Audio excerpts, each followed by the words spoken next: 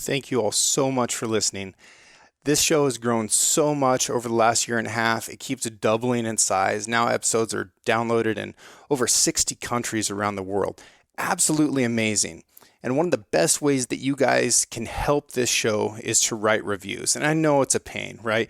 But if you go on to Apple Podcasts, Library, Six Ranch Podcasts, you scroll down to the bottom, then you can rate the show and you can add a review. And for the next month, I'm going to look at all the new reviews that go in there, and I'm going to randomly pick one of you guys, and I'm going to send you a Sig Sauer Kilo 2400 ABS rangefinder. You can look it up. It's the expensive rangefinder. It's one of the best rangefinders out there, and it's what I use in competitions. It has a weather unit in it. It'll give you a good ballistic hold for anything that you can range, and you can range stuff farther than you can shoot, I promise. Okay, excellent rangefinder, and I want to give one away to one of you who reviews the show in the next month. Starting now, go.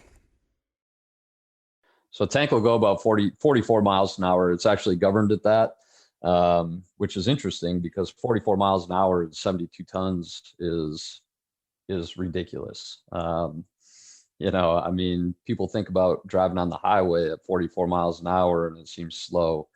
But when you're in a 72-ton tank and you're doing 44 miles an hour over the desert, it's incredible. And my first deployment in Iraq, that's what we did. Everywhere we went, we were full throttle. Everywhere we went, because at that point, we still felt that the faster we went, the longer it took for an IED to detonate, the better our chances were that we could get over that thing. We were wrong. Yeah, that's not good physics, but I like the aggression.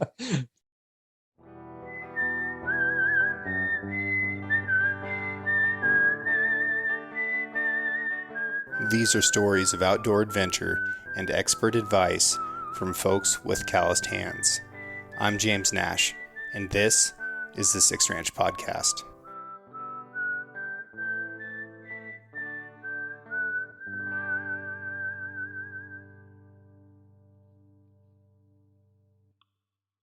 The Six Ranch Podcast is brought to you by Sig Sauer. SIG is a leading provider and manufacturer of firearms, electro-optics, ammunition, air guns, and suppressors.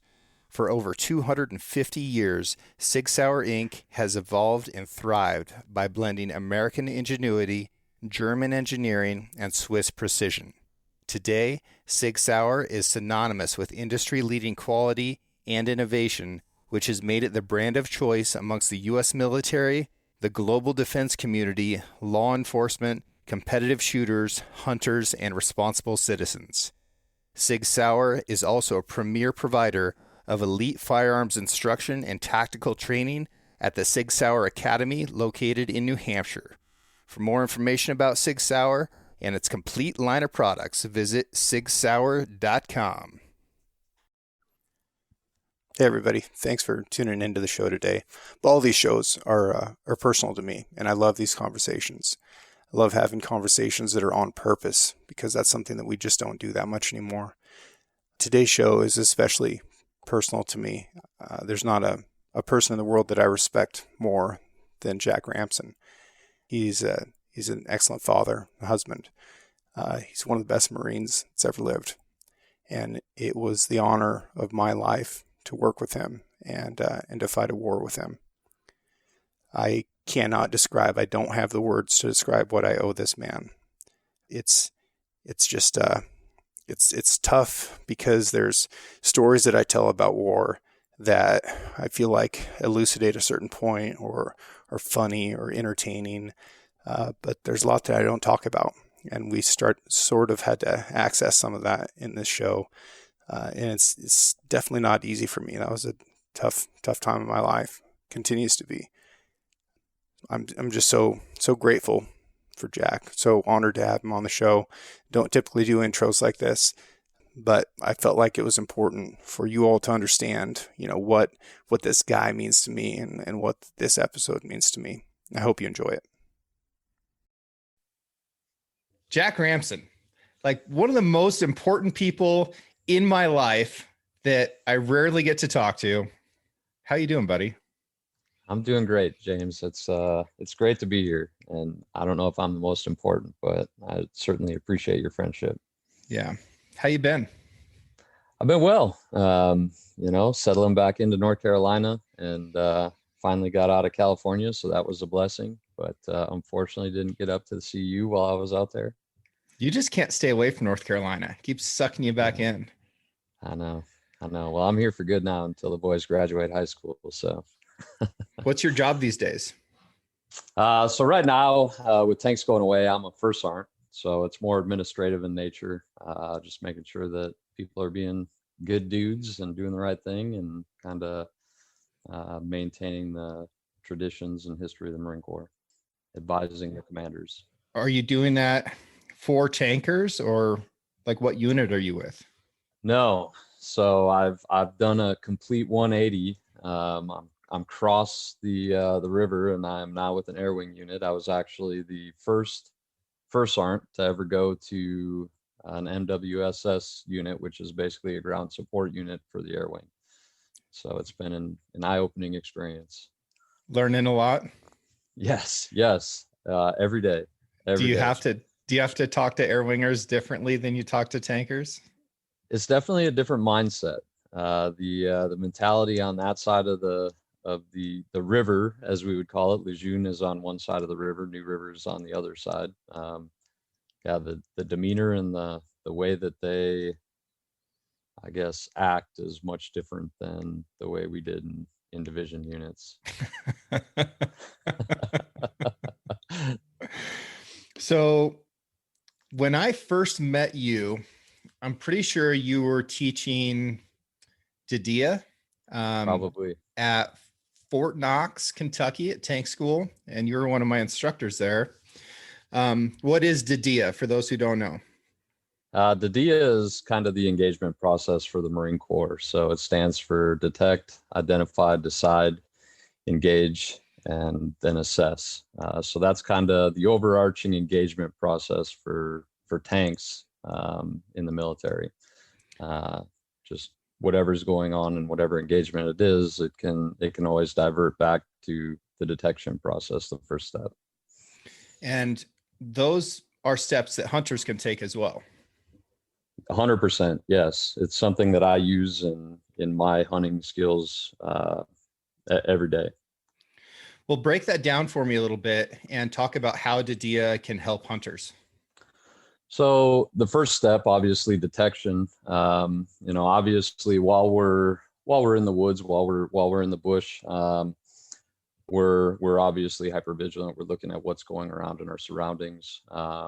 We're searching. We're looking in different manners, obviously, depending on the type of terrain that we're hunting. We're scanning our sector. We're looking at different ways to find the target, the animal that we're looking for. So we use that detection process in that, and I've used different methods that I've learned in the military, as far as in low light conditions, off center vision method, and things like that will aid you in that process. But in essence, the detect is probably the most important stage when it comes to hunting, because that's where, especially if you're hunting in either a dense or a long range environment, where you're going to actually find the game or the critters that you're looking for.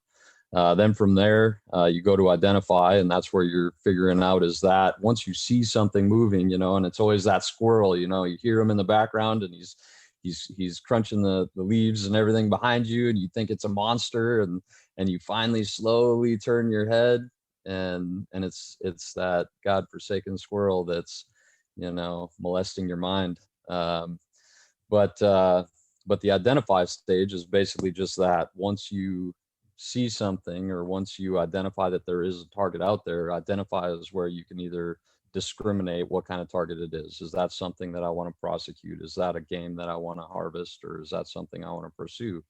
And I think this is probably where we as hunters make a decision. Not only is this the type of animal that I'm in the pursuit for, but is this what I'm here for? Is this the the animal or the type of the animal that I'm looking for. So if it's an elk in your situation, is this situation going to lend towards a successful hunt, or what I would attribute or say would be successful? Is this the type of species that I'm looking for? Is this the the right animal? Is this what I want to pursue? Then from there, you transition into the decide stage, which is kind of what we were just talking about, where at that point, do you continue to look at that animal? Do you close the distance on it and decide if you're going to maybe get a little closer to see if that's an animal that you want to harvest? Or, if you're,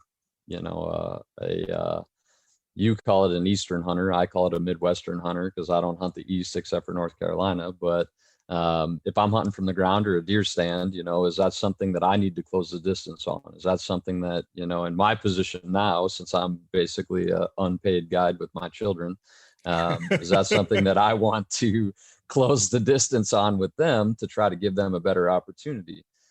And then from there, you've got to gauge, which is pretty self-explanatory. So once you've identified, yes, this is what I want to go after, and you get yourself in a position where you can take a shot, that's when you actually engage. That's when you actually, set up for the shot and actually go through the fundamentals of the shot and take it and harvest the animal.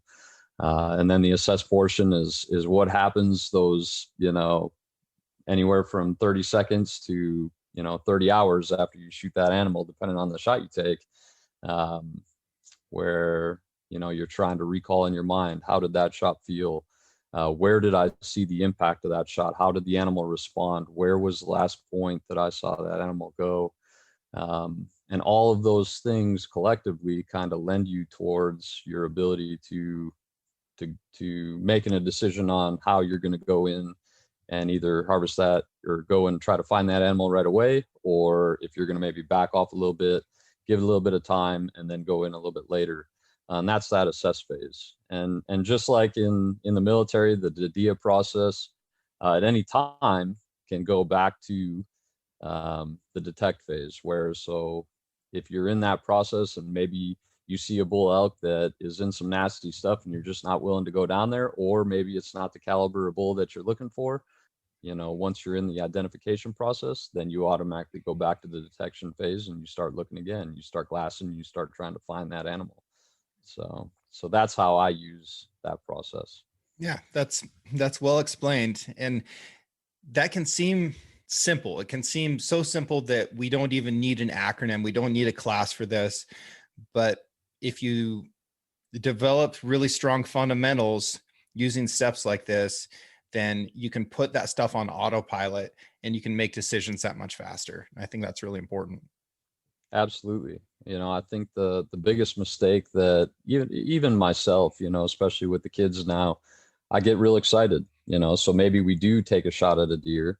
And I get real excited because I want to go see what they got. I want that, that feeling. I want that harvest as bad as they do. And so it's good to be able to take a step back and say, no, I need, here's how it felt. Here's what it is. And just like my father walked me through that process when I was a kid, I walk my kids through the same thing. And even if I'm the one hunting, I always try to recall in my mind, what was the last thing I saw? How did it feel? And I retrace every step that I took so that I can make sure that I can, harvest that animal and in the most humane and ethical way I can. Well, from that class, you continued to train me at tank school for the next, 5 or 6 months. That school took forever. Yeah. And you stayed there. I went to the fleet and ended up picking up a platoon back at Camp Lejeune as a platoon commander. And then I deployed. At some point, you got transferred from tank school back to Lejeune. And after we suffered some casualties early on in the deployment, we needed combat replacements. And fortunately, you were the one to come out and take that position. and Jack became my wingman. So we think of wingman, probably, I think most people, when they hear that, they think of like, their buddy's role at a bar or Top Gun. But talk to me a little bit about how tank platoons work, and like the 1, 2, 3, 4 tanks, and then sort of what your role was. So first off, it was, my pleasure, and I was just, so fortunate to have been put in a platoon with you. I couldn't have handpicked a better platoon commander to be able to go on my last combat deployment with. So, thank you. But as far as how the platoon functions, it was a unique dynamic, because especially coming into it in that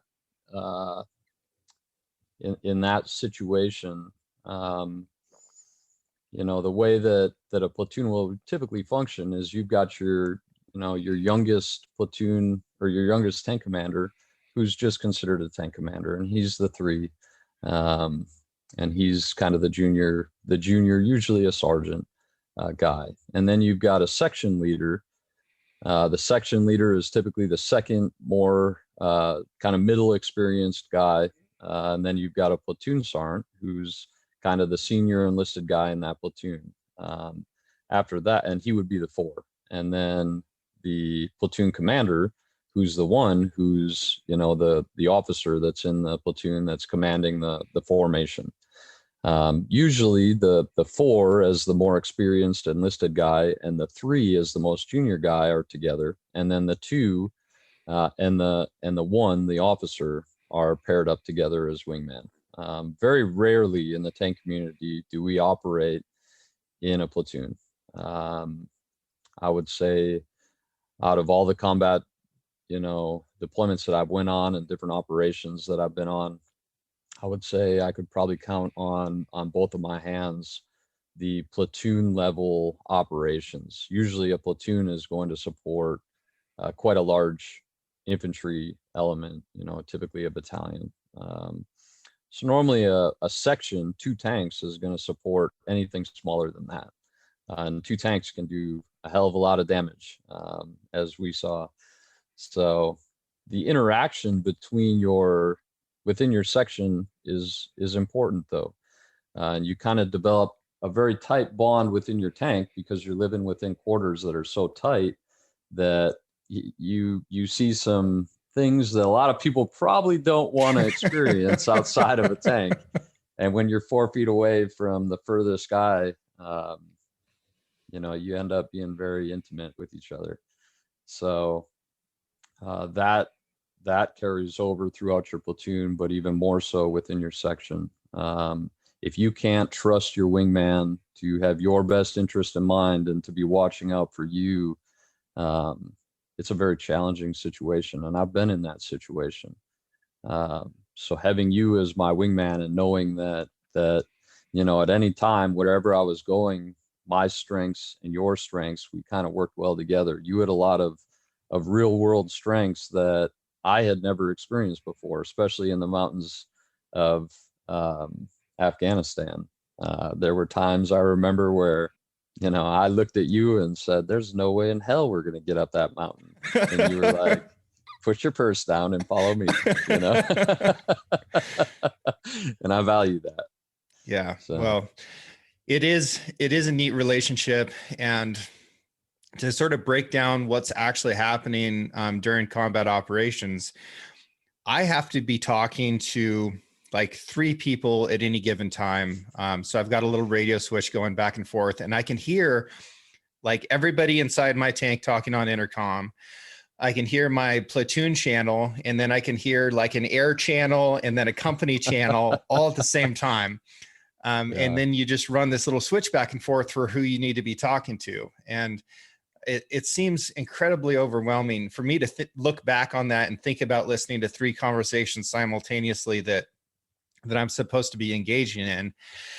And one of the ways to keep it from getting completely out of control is my gunner, who's supposed to be, the best gunner in the platoon, because he really needs to take charge of my tank, because I'm talking to too many other people.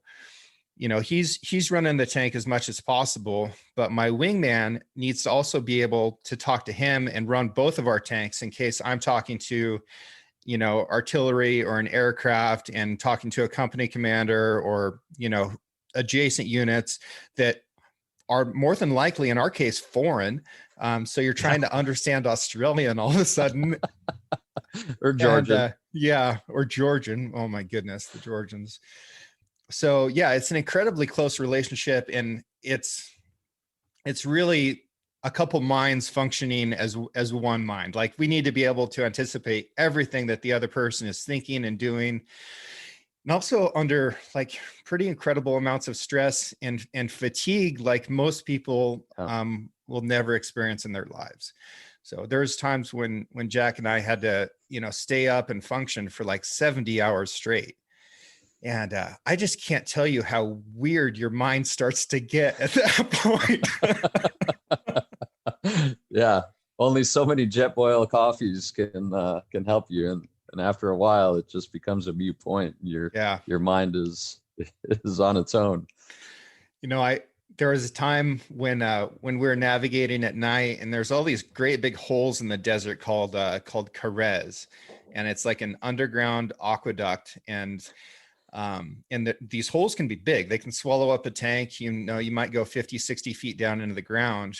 And there was a point in the desert that was like, okay, once we hit this GPS point, we need to turn left. And Jack was ahead of me, and I called over the radio. I was like, hey man, you got to bang a left right here. And you called back and you're like, I can't, there's a Carez hole right next to me. And I was like, no, there's not. Like, you got to turn left. And looking back on that, I don't know which one of us was right. Like, we'd been up for the same amount of time, but one of us was seeing a giant cavern in the earth and the other was not. I'll never forget that. My whole life, that'll be one of the things that stands out to me, because in the back of my head, I thought, you idiot, this lieutenant is telling you where you're at, and I was, but I was convinced. But, further along down the story, you were absolutely correct. Because if you remember correctly, I was doing S turns through that whole Carez system. So you might not want to say that over the radio, but I will. You were absolutely correct. I was weaving in and out, ducking and dodging like a running back, through those Carez systems. That is something that I'll never forget. Yeah, those Carezes were brutal, and the enemy used them as a way to have an ambush point, and then really restricted where people could go. Something that I think is worth pointing out is that when we went places, typically it went the 2 tank, which was Jack, and then me, and then the 3 tank, who's the junior guy, and then the 4 tank, who's the platoon sergeant. And because there was a huge threat from IEDs, everywhere we went was in a column, and we tried to stay within each other's tracks, because if you went off on your own somewhere, you're increasing the risk of hitting an IED. So everywhere that we went, Jack went first. So he was leading the way through, the greatest density of mines in the world, everywhere, for months, for hundreds, thousands of miles. It takes such an incredible amount of courage to do that. It seems, again, looking back, like an impossible task to even get in and go. At the time, you don't even think about it. You're so mission oriented. You've got an end state in mind, and you've got a place you need to be, and you're hyper vigilant. You're looking at everything around you, but it's crazy to think back at the situations that you were in, and think that was a Tuesday, Yeah. And how you just, your mind allows you to focus on other things. Unfortunately for me on that deployment, I didn't find any big IDs the wrong way, but I found a couple small ones, fortunately. But yeah, it's unique how your mind allows you to stay focused on one end state. Part of the reason that we're going in the kind of places that, you know, Jack as a tank expert would look at me and be like, I don't think we should go there, was because if nobody thinks that a tank can go there, nobody's going to put an IED there. So yeah, there was huge risk in the steepness of the ground that we were going up and down, but there's a greater risk from going someplace that was predictable. So that was a big part of my strategy, which came back from, honestly, from like trapping coyotes and stuff as a kid. Like you put a trap in a place where you expect an animal to step based on what you know about that animal. And then logging around here as a kid, you know, we would drive cats in just incredibly steep ground. And that also taught me, like, this is what a tracked machine is capable of. And all those skills that you bring from your previous life, and then the training you get, and then the teamwork that you have, like, all that can come together and really benefit the entire platoon and make sure that you're accomplishing missions. Talk me through some of the capabilities and limitations of the God-given M1A1 Abrams main battle tank. So I'll tell you on that deployment, you know, it's one thing for me to have started teaching students, the enlisted Marines in basic school, on what their capabilities were and what the tank was capable of doing. And through my time in my deployments in Iraq, I never had to test a lot of that. But when I went to Afghanistan with you, I was put in a lot of positions where I did. So I would say on that deployment, I probably learned more about the actual capabilities of the tank than anywhere else. You know, they say those who can't do teach, and I was a pretty good instructor. But but you know, so the thing that was I think the thing that troubled me the most was we would go up mountains that were incredibly steep grades, and I knew that my main gun would only elevate 20 degrees.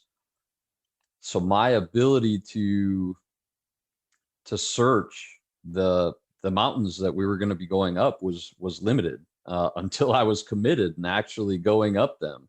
I wasn't able to have my gunner actually scan the area that we were going into a lot of times, just because the grade was so steep. And I think that was probably the most challenging thing for me on that deployment was, you know, knowing that I was going up a grade steeper than my cannon could cover.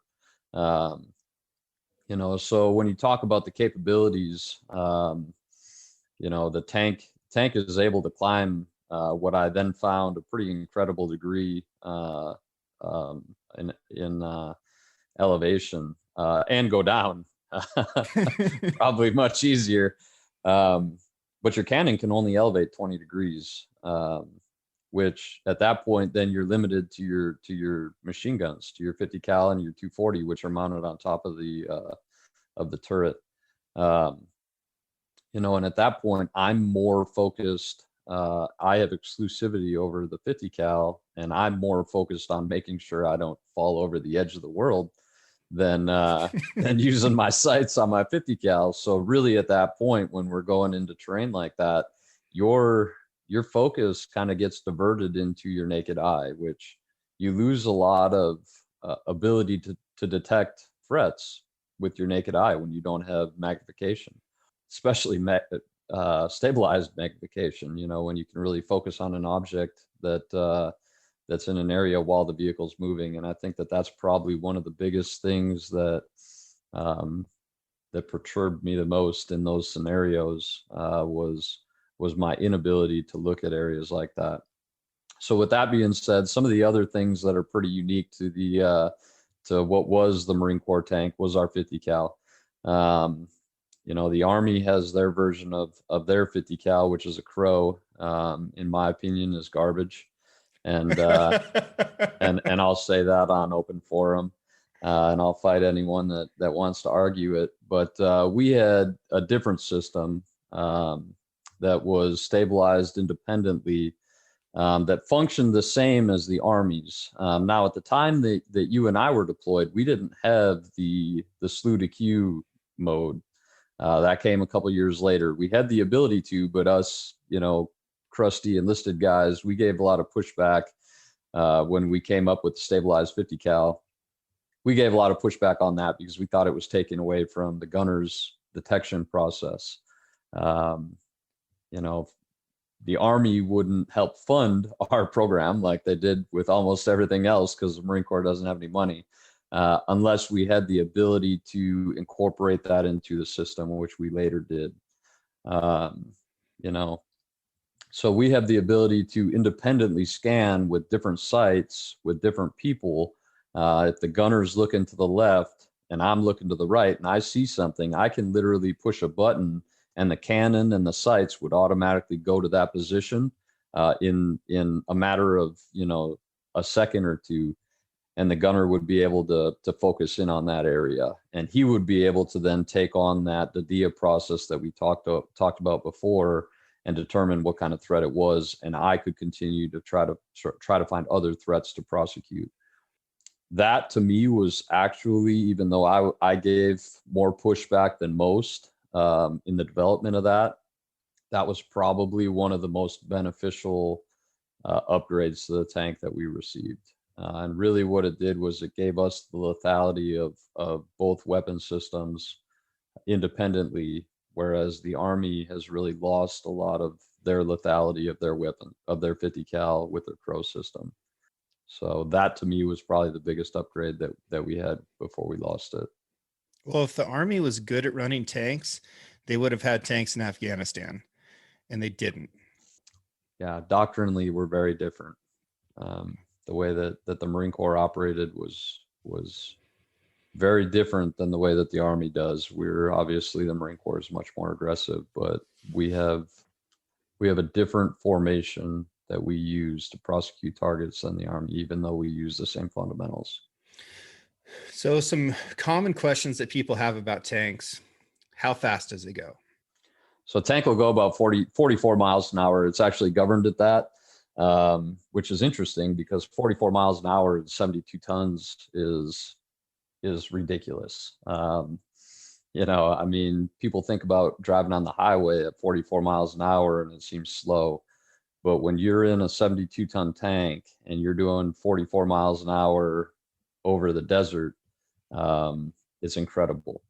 And my first deployment in Iraq, that's what we did. Everywhere we went, we were full throttle. Everywhere we went, because at that point, we still felt that the faster we went, the longer it took for an IED to detonate, the better our chances were that we could get over that thing. We were wrong. Yeah, that's not good physics, but I like the aggression. Yeah. So, but 44 miles is an incredible pace with a vehicle that big. And it's pretty smooth. It's pretty smooth going over rough ground. The faster you go, the smoother the ride is. And that's all based off the hydraulic suspension system that we have. I actually had a tank in that deployment, my first deployment in Iraq, where it was a rebuilt. So halfway through the deployment, we got brand new tanks. And, and so you have your tank that's old and it's kind of beat up, but you know everything about it. You know its quirks. Every tank's got its own personality. And halfway through the deployment, we got rebuilt tanks, and we had to kind of learn them.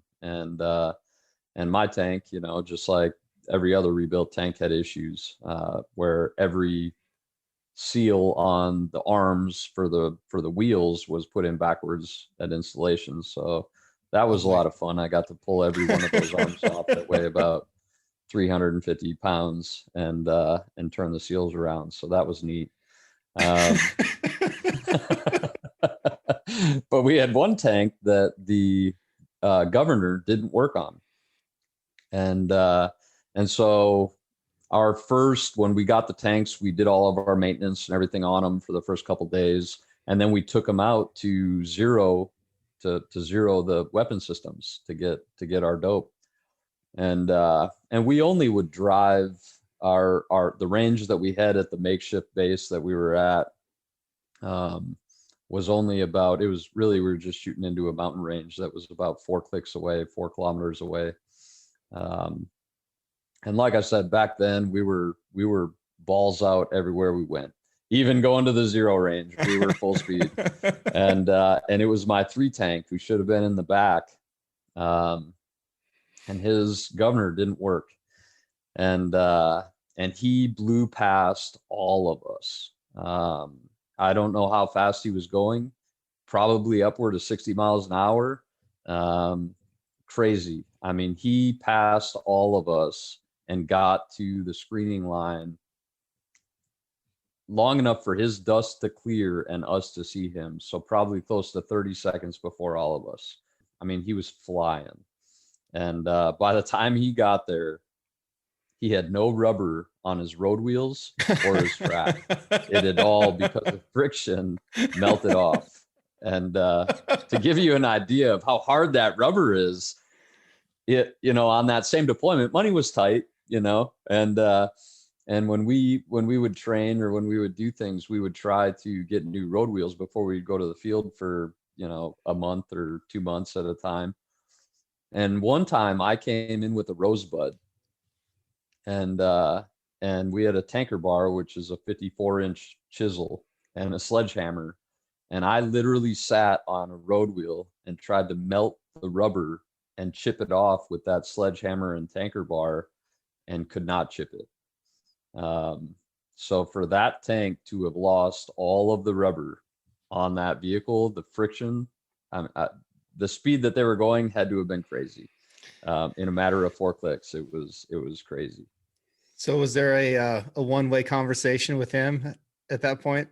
I mean, at that point, like, what do you, like, I can't even be mad,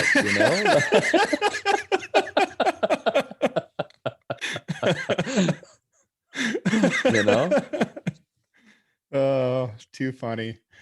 Okay. So what about the engine? So the engine is a 1500 turbine. So it's actually the same engine that they put in the Cobra helicopter. When they turned the Cobra, when they did an upgrade on the Cobra in I believe around 2008.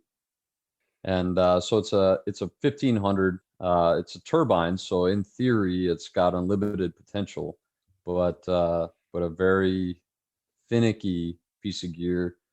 However, very robust. I mean, you'd be surprised. People that have never been around a tank engine or a turbine engine like that, you would be amazed at the beating that thing will take. I mean, just a very reliable engine. And what kind of fuel does it run off of? Anything. I mean, it's like Back to the Future. Like, you want to throw some beer and some, kerosene in there. Like, that might be I might have dated myself there, but so, typically you want to run on JP4, JP5, JP8. You want to run on a higher end diesel jet fuel, but in reality, you can use about any fuel that you have. I mean, you can throw kerosene in that thing, and it'll run. You'll have to change the filters out after a little while. I mean, you're gonna ruin some filters and some other things, but the engine itself will function. So it's very versatile when it comes to the type of fuel. But in theory, you would like to use a higher caliber jet fuel. Yes. What about shooting capabilities? So the main gun on the M1A1, the Marine Corps variant, we were limited to 4,000 meters. And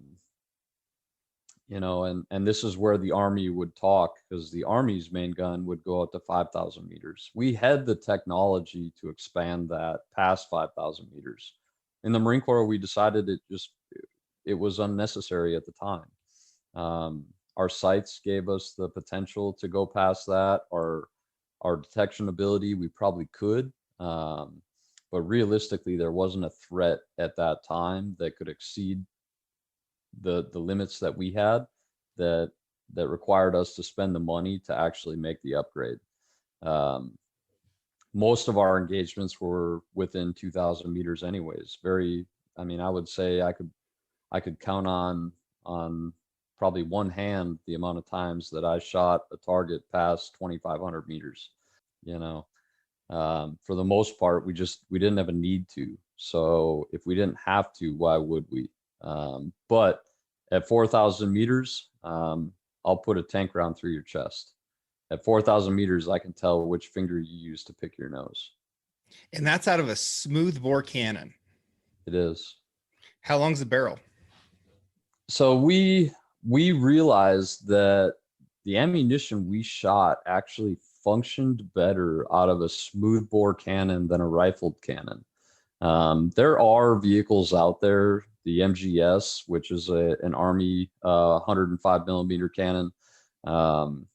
That's rifled, and they had good effects with that vehicle, but the cannon that we had, the 120 millimeter smoothbore cannon, our stability, our effectiveness, it was just a lethal vehicle. We didn't have to worry so much about twist or drift at far distances. Yeah. How long's the barrel? Boy, now, I've been out of tanks for a little while. I think 17 feet, 8 inches, I want to say. That's what I thought, was like 17.7, somewhere in there. Yeah. Yeah. So some master gunner is probably sitting on the back of his chair cringing like, oh, you're a master gunner. But I believe it's 17 feet, 8 inches. Okay. I've been telling people 17.7, so I'm a little bit wrong, which is not surprising.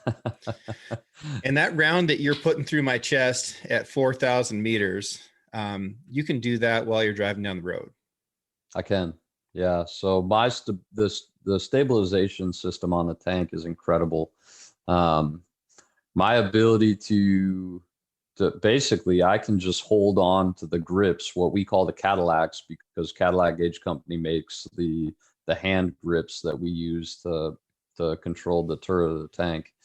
When I hold on to the Cadillacs, the tank itself can be going over undulating, crazy, uneven terrain, and that cannon will stay basically perfectly level.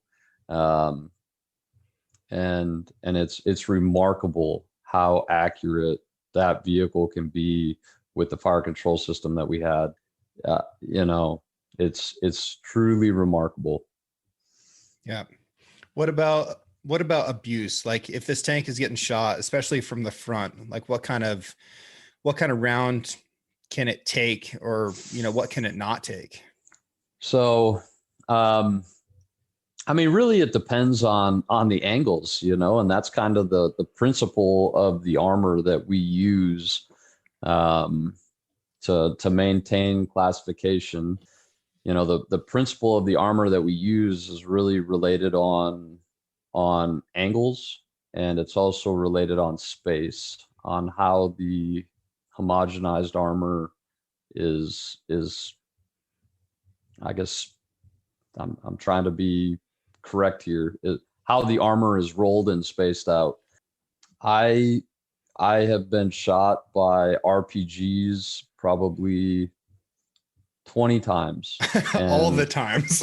And literally woke up didn't even know it, and woke up the next morning to like a black mark on the side of my tank or the front of my tank, or a little bit of Spalding, where there's some rolled armor, or a little bit, some black marks. But it is incredible. When I did some testing with one of the German rounds that we had, and we shot it at some BMP, which is a Russian vehicle. We shot at some BMP-3 armor, and then we also shot it at what would have resembled rolled homogeneous armor that we have in our vehicle. And every one of those rounds deflected off of our armor. I think the biggest penetration, or the greatest penetration we got, was like 4 inches. Now, if you were to take a Sabo, an anti-armor round, your penetration obviously can be much greater. If we took a frontal shot with most threat vehicles, Sabo rounds, we're going to be able to absorb that impact. If we took it on the side, obviously our likelihood of survival is much less. the armor on that vehicle, the way it's designed and the angles that they use are what deflect that round. When you talk about kinetic energy, speed times mass, and you take that into account with an angle and how that penetrator hits an angled surface and has to come to a 90-degree angle basically to start making penetration. That's where our big key to success was. I want to kind of get into the history of tanks too, but it's worth mentioning that the history of tanks in the Marine Corps has ended, or at least come to a pause, because the Marine Corps no longer has tanks, which is got to be upsetting to you. Yeah. It was really hurtful to me, and I don't want to sound weird about it, but watching second tanks get disassembled, that sucked. That was a really horrible feeling. Yeah. And due to COVID and stuff like that, I wasn't able to be there. I would have liked to have been there, for basically the funeral of my unit. But God damn it, it sucks that we don't have tanks anymore. You did watch it on Skype though, right? Yep. So you saw that you were mentioned by name in that deactivation ceremony, which was powerful to me. I think that was a powerful moment. That whole situation, obviously I had been transferred from second tanks out to fourth tanks at that point, when the decision was made. And so I had to, unfortunately, I had to make a huge career choice. I have been at that point, I had been in the Marine Corps for 17 years, and had to adjust the scope of the direction or the way that I was going to tailor my career. My whole career had been set up and aligned towards me being a master sergeant, which is really a master in my field. Staying in tanks and maintaining that proficiency. And when tanks went away, I had to alter my course to the first sergeant realm. And there's a lot of things throughout the course of my career that have been challenging that I look back on now and think I was so fortunate, even though that, this might have meant the delay in my promotion for 1 year or whatever the case may have been, ultimately what it gave me was the ability to stay in the Marine Corps. Had I have been selected to Mass Sergeant, instead of First Sergeant prior to deactivation, I wouldn't have a place to go. I would have basically been told at the end of my contract, my service was done, which a lot of my friends and brothers, are facing right now, and that's challenging. And I think that's the hardest thing for me is I spent 18 years becoming a master of my trade and learning everything I could about it and genuinely loving what I did and having that taken away. But then on the same note, being blessed with the opportunity to still stay in and still be relevant to the Marine Corps as a first sergeant. Maybe not the scope that I would have originally chosen, but still an opportunity to serve. Relevant, of course, is an understatement. Those Marines that you are working for now, who are working for you, they're incredibly lucky to have you, and they're better off for it.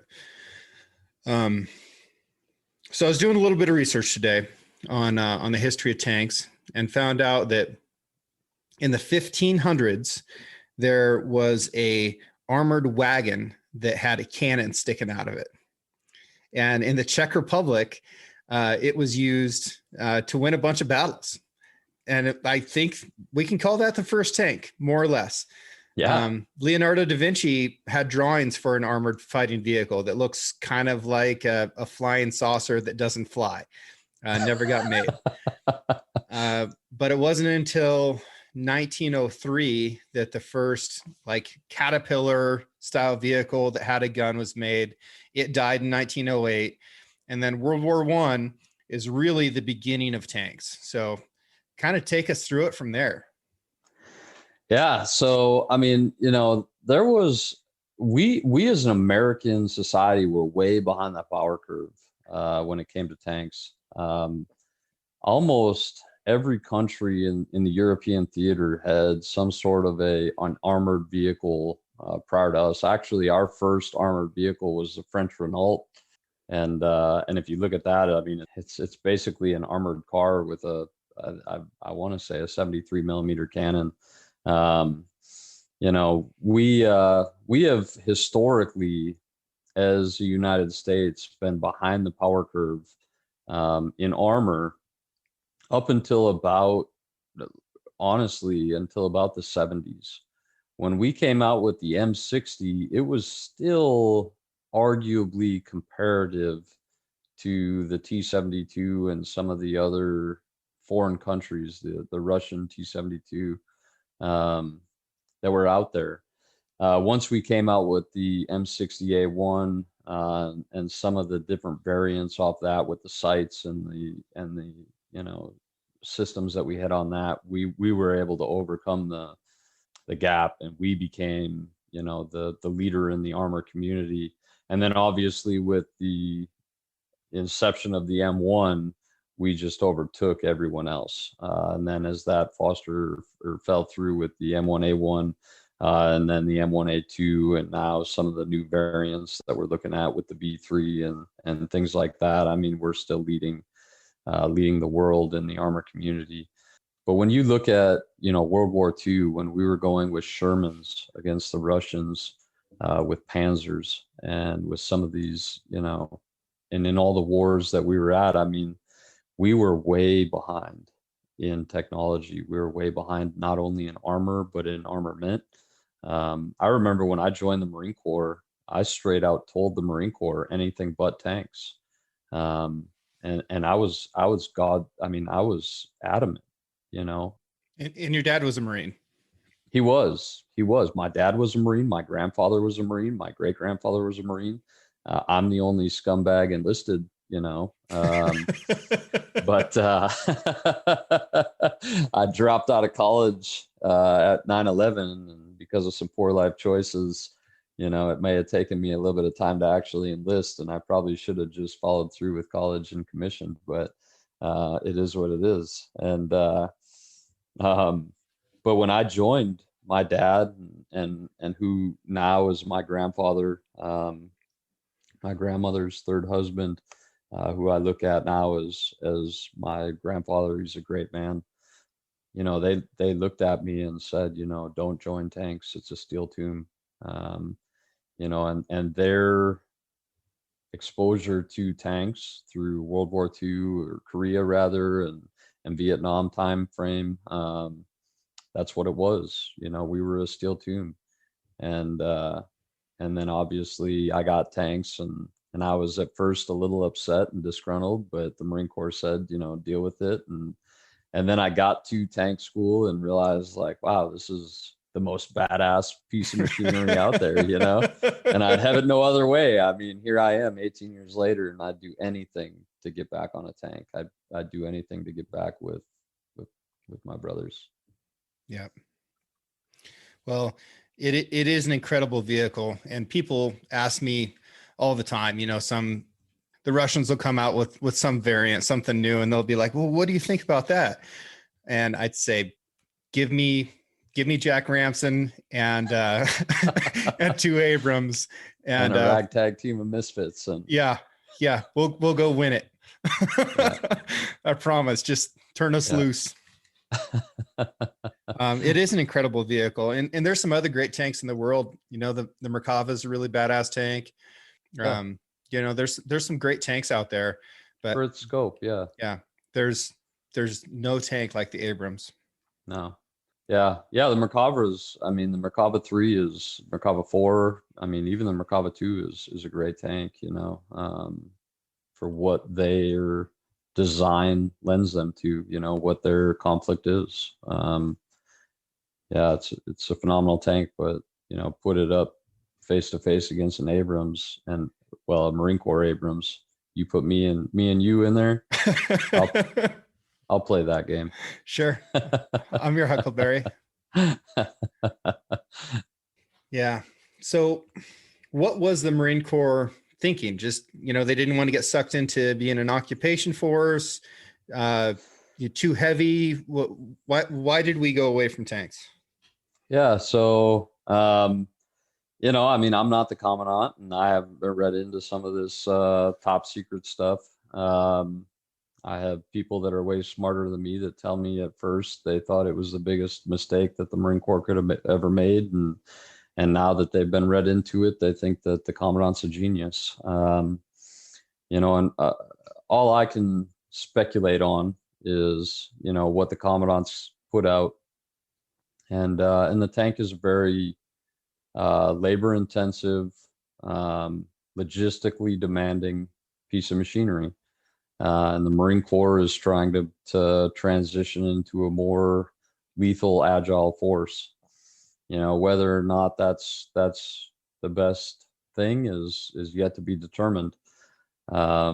If our next fight is overseas through islands and through different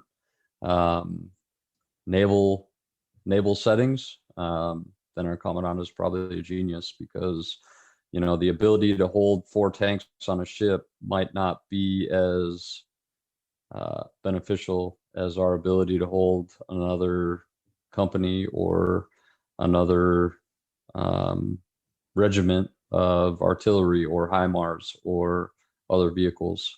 And that was kind of the thought process was, we can take away something that is very logistically demanding and very niche, and use other weapon systems or assets that can get us further results. And that's kind of the thought process. Whether or not I agree with it is one thing, but yeah. And I'm too close to it to say, it's tanks are, they're part of who I am. Tanks are part of my identity. So if you come up to me and say, hey, you think we should get rid of tanks? It's like somebody saying, hey, you mind if I cut off one of your arms? Because that's really what it feels like. It's like, no, absolutely. I don't know if I can win a fight with only one arm, but yeah. Anyways, what are some lessons that you would give hunters that you feel like tankers have? Like what about operating a tank and fighting with a tank are skills that are really transferable to hunters? Yeah, that's a great question. Man, you're putting me on the spot. I thought I was going to be talking about whitetails here, and I'm talking about tanks. So yeah, awesome. So I would say that one of the things would be, in the tank community, we talk about weapon saddle self. You take care of your weapon, obviously your cannon, your machine guns, your M4s, everything that goes pew pew. And then you take care of your saddle. You take care of the vehicle that gets you there. You take care of the means that puts you into the fight or into the scenario. And then you take care of yourself. So I would say that is probably one of the things that communicates directly to hunting. You've got to be familiar with the platform, the weapon system that you're shooting, be it, a tri-bow, or be it a 6 Hour cross rifle. I mean, you could have whatever platform it is that you're going to use. You owe it to the animal to be as proficient with that weapon system as you can be, and to know that weapon system as well as you can to ensure, a humane harvest. So I think that's probably one of the biggest things that translates from being a tanker is taking care of the platform that you're going to use to either kill the enemy or kill the target species, ensuring that not only you take care of that, but you are familiar and intimate enough with it to be be lethal. Yeah. That's what I would say. That comes from old school cavalry stuff. Like, first thing you do is make sure that your horse is fed and watered and ready to go. And you take care of your saddle and your rifle and your gear, and then you take care of yourself. Absolutely. When I was at the basic school, we got back from a field operation and everybody's dirty. It's been 1,000,000,000 degrees. You're sweaty. You're covered in chigger bites. And I cleaned my gun and I put it away and I went and took a shower. And when I was coming out of the shower, my staff platoon commander, Major Mark Voloshin, came busted into my room and he goes, "Why are you wet and naked?" I was like, "I just got out of the shower, sir." And he's like, "Is your gun clean?" He didn't say gun, but it was a saw. I said, "Yes, sir." Pulled it out, looked at it. He's like, "Is everybody in your platoon's rifle clean?" I was like, "I actually don't know about that one." And it was not the case. And I was wrong, right? Yeah. Because I was taking care of myself before all of the saddles were taken care of. And I was completely wrong in that. So it's painful sometimes because you want to take care of yourself first, but if you don't and you save that for last, you are more capable because the things that you rely on are ready to go. Yeah, absolutely. You can't expect to go into any situation without having your gear, your assets in a position where they're going to be able to support you. I mean, you can only do so much. What about PCCs and PCIs? Yeah, probably the most important thing. What are they, first of all? So PCCs are pre-combat checks and PCIs are pre-combat inspections. And really what it amounts to is before you go out and do something, you have a certain standard that you need to ensure that your gear, your weapon systems, your personnel are in. You need to make sure, like I've listened to quite a few of your podcasts and you've talked about how your expectations of your clients when you're guiding, what you expect of them before they come out on the hunt, and that's in essence, that's a PCC. That's a pre-combat check. You're ensuring that they've got the right equipment to be able to harvest the animals or to be successful, however that's measured, that they can. And then your inspection is now prior to us going out to the field and potentially, taking a shot on an animal. I want to see that you're competent. I want to see that you're capable. So not only am I going to check to ensure that your equipment is adequate, and make sure that you've done all the tuning, that you've done all the pre-work, that you've done all the practice, that you've got the right arrows, you've got the right, bow, but I want to see you actually put that down range and put it all together. I want to ensure that you're going to be confident in the way that you're harvesting these animals. And it could come down to gear too. I mean, if I've never hunted in Oregon with you, unfortunately. It's something that I'd love to do, but I haven't been able to do it. But there's obviously some gear that you would have that in northern Wisconsin, I probably would look at and think, that's ridiculous, I mean, probably some thicker shirts because of all the thickets and everything, but but that's where PCCs, PCIs come in, is you've got to ensure that not only the equipment that you have is not only taken care of, but you're using it, you're wearing it, you're employing it in a manner that's effective.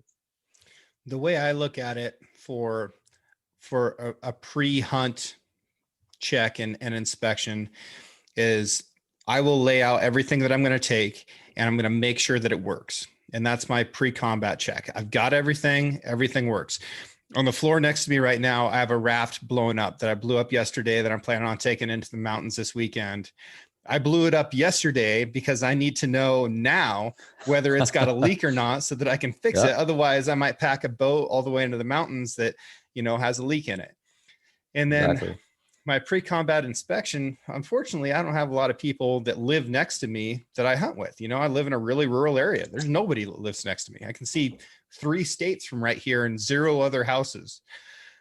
So I'll call somebody, I'll call Bam, or I'll call Jordan Budd, or I'll call Kyle Nye and be like, hey, this is everything that I'm bringing, just looking for a sanity check. And they'll be like, well, do you have this? I'm like, no, I'll throw that in.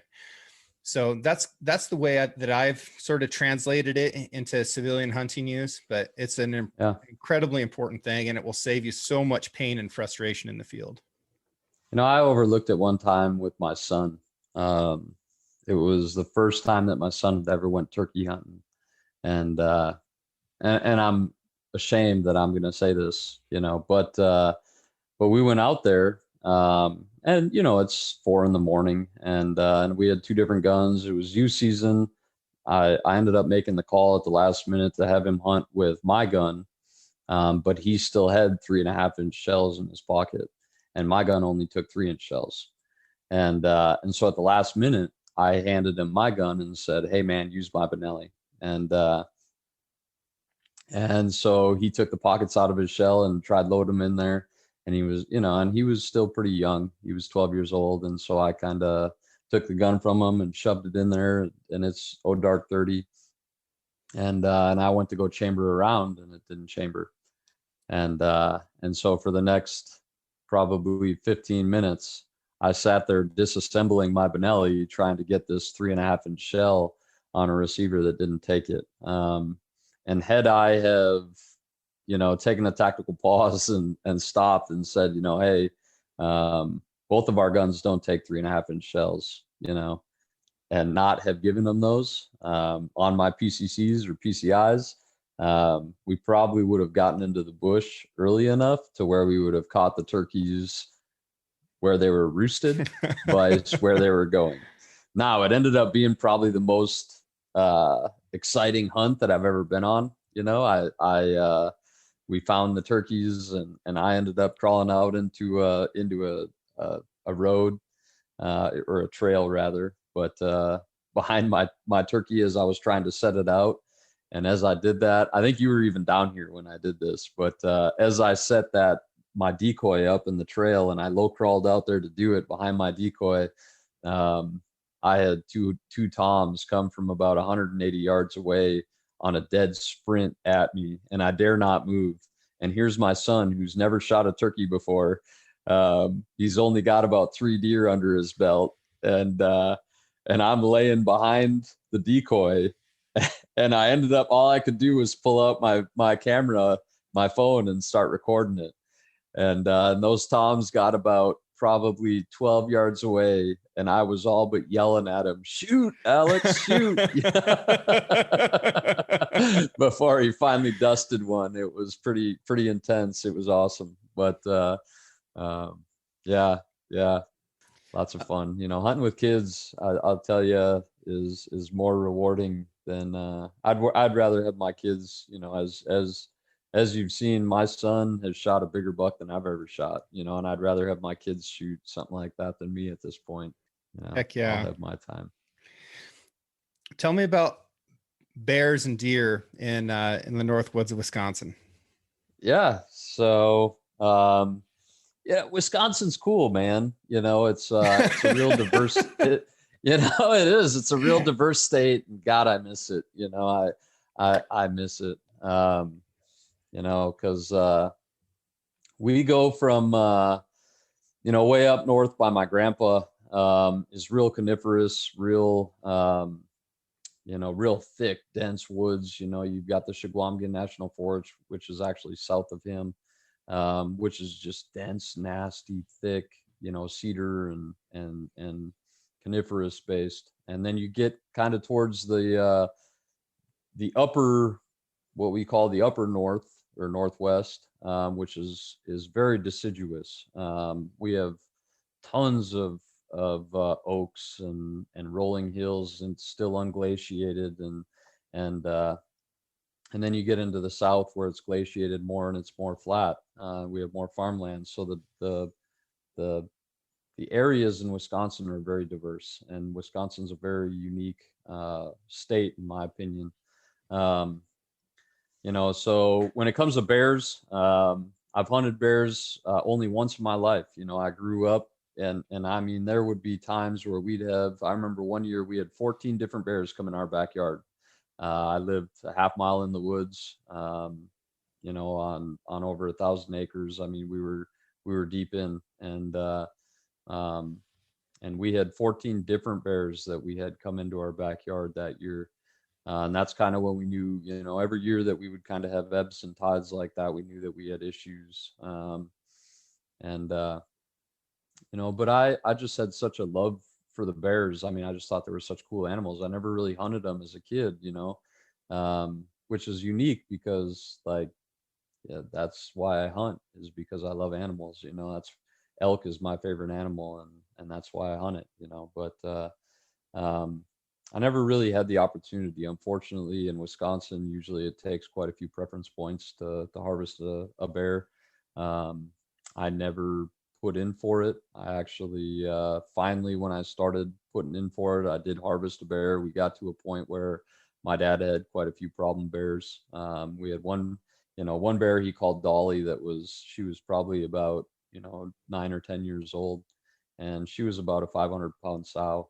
And that was kind of my target bear. And then he had a boar that he called Brutus that was, probably a 550-pound bear, upward of 600, but probably not quite peaking that. And I ended up shooting a sow that was about 350 pounds.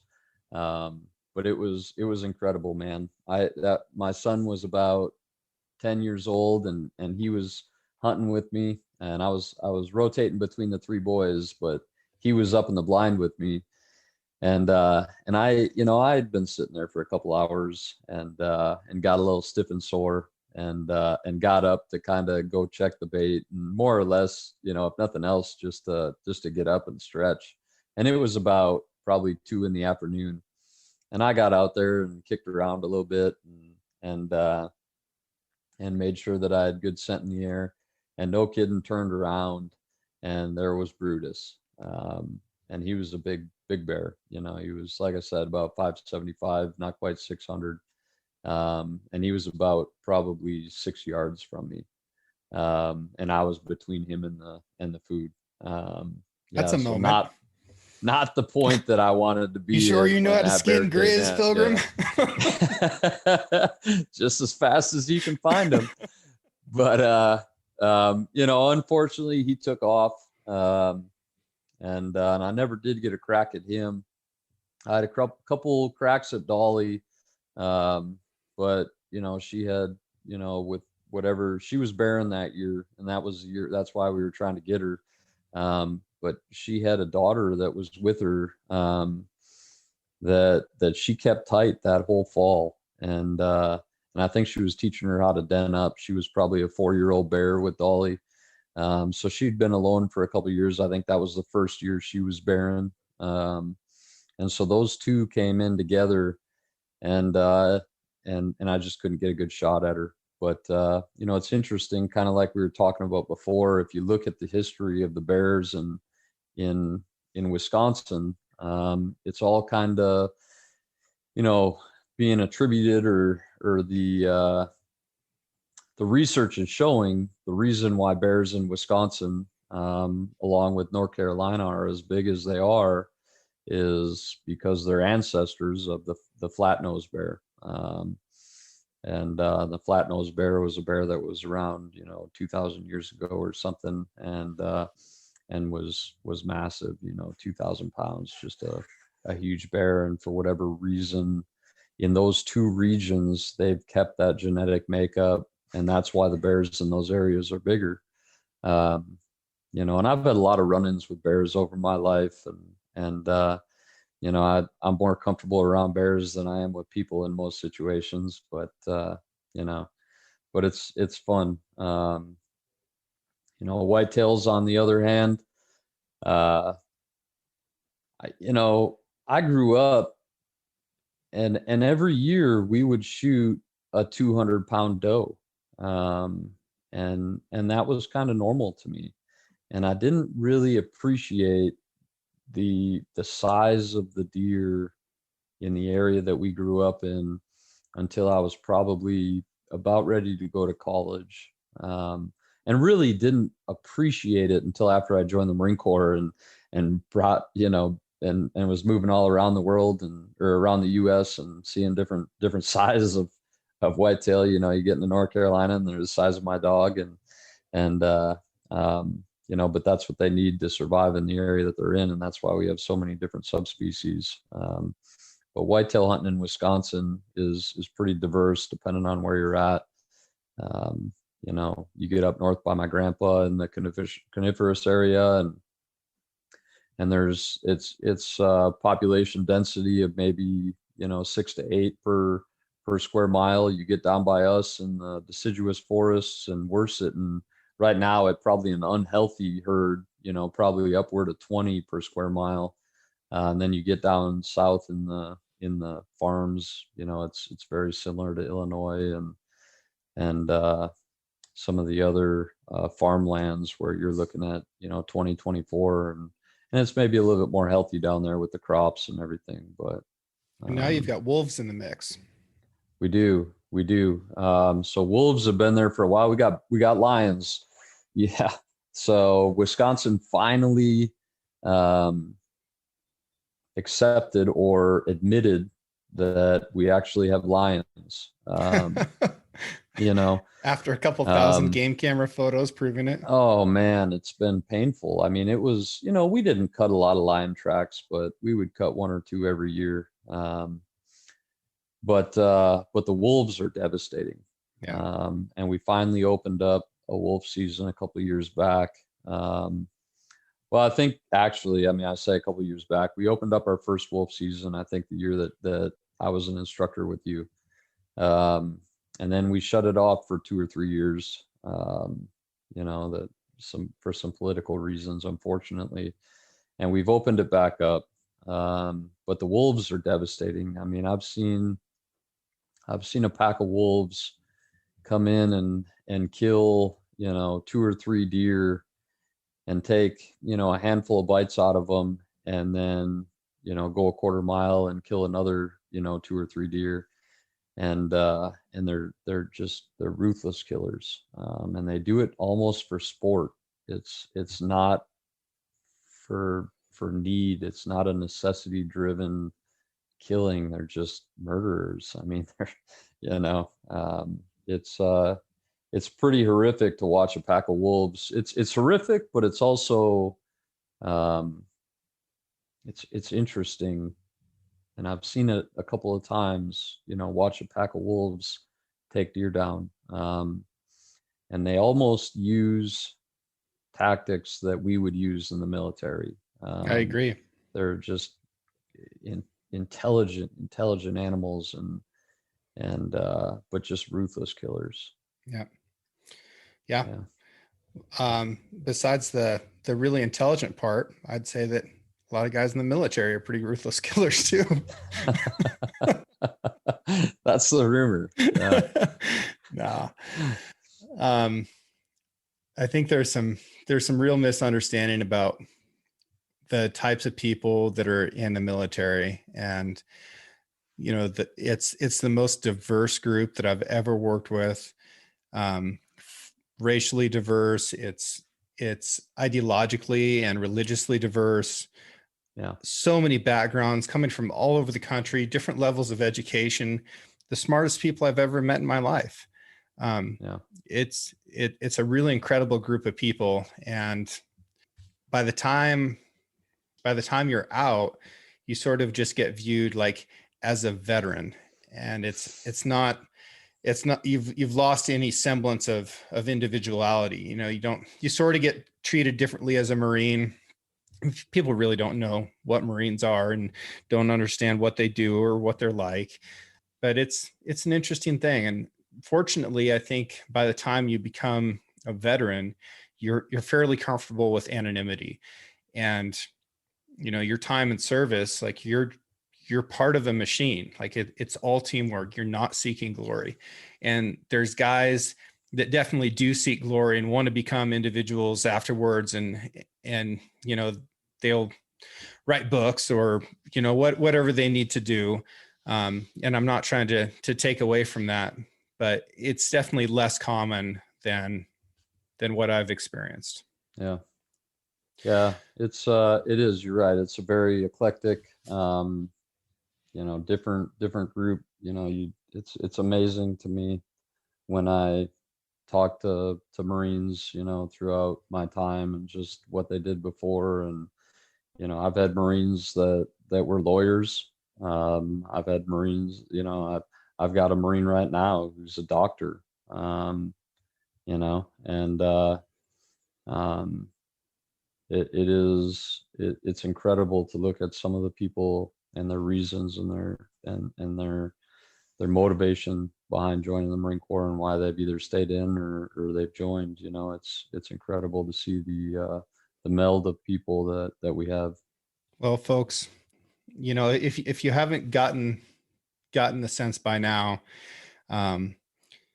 Jack is one of the all-time greats, and you should feel privileged to have gotten to listen to him on this podcast. And I definitely, am privileged to have been able to serve with you and to have the close relationship that we had and continue to. I mean, it's like talking with you right now, like we haven't had a conversation longer than a couple text messages in years, but it doesn't feel like that. It feels like we just rolled back inside the wire and lit a couple of cigars and, decided which of our dudes we were going to yell at for the various crimes that they'd committed that day. Wow. I appreciate that. And genuinely the feeling is mutual. There's a lot of times that I sit back and I think about the time and I reflect on what we did and what we had, and you were a great friend and you're a great mentor and leader. And I appreciate everything that I've had with you as far as experiences and opportunities. Oh, thank you, brother. Look forward to going elk hunting with you. Can't wait until you retire and we can start doing it on the regular. I hope so, man. Okay. Well, thanks again, Jack. No, thank you. I live in an old cabin with bad to non-existent insulation and wood heat. That cabin can see snow every month of the year and needs a good amount of firewood stacked in the woodshed to carry through the colder months. This spring, as my woodpile turned to smoke and ash, I noticed something metal pushing out of the decades of sawdust and bark. I kicked at it and unearthed a Stanley thermos. The cup was missing, and it showed more worn stainless steel than green. There were dents in the metal, and the handle looked like a puppy had chewed on it, but it still hadn't leaked the old coffee I could feel slosh inside. It took me back to memories of cutting firewood with my dad, waking up early for an elk hunt, or going out to the canyons to gather cattle. A Stanley thermos has the durability to survive whatever hard work you throw at it. You may find it carries memories as well as coffee. Learn more about their new and classic line of products at stanley1913.com or at your local sporting goods store. And catch you next week.